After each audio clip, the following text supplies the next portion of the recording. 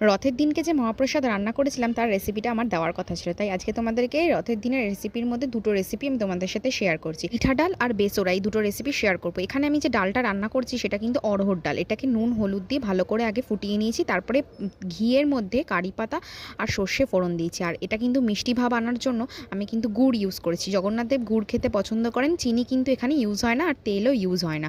এরপরে বানাবো হচ্ছে বেসোরা। বেসোরা হচ্ছে সব রকমের সবজি দিয়ে একটা তরকারি, যেরকম সবজি লাগে হচ্ছে কুমড়ো, বরবটি, রাঙা আলু, কাঁচকলা আর হচ্ছে পটল, এইগুলো দিয়ে আমি বানাচ্ছি। দেখো, প্রথমে জলের মধ্যে একটু নুন হলুদ দিয়ে ভালো করে ফুটিয়ে নিয়ে তারপর সর্ষে আর জিরেটাকে আগে থেকে ভিজিয়ে রেখেছিলাম সেটা পেস্ট দিয়ে তারপরে সবজিগুলো দিয়ে ভালো করে ফোটাতে দিয়ে, যেগুলো অল্প সেদ্ধ হয়ে এলে ভিজিয়ে রাখা ছোলাগুলো দিয়ে দিয়েছি। তারপরে নামানোর আগে কিন্তু নারকেল কুড়া দিয়ে দিয়েছি। আর আমি বলেছিলাম জগন্নাথদেব মিষ্টি মিষ্টি খাবার খেতে পছন্দ করেন, তার জন্য কিন্তু আমি গুড় ইউজ করেছি। তারপরে তড়কা দেওয়ার জন্য ঘিয়ের মধ্যে সাদা জিরে আর হচ্ছে কারি পাতা দিয়ে এর ওপর তড়কাটা দিয়ে দিয়েছি।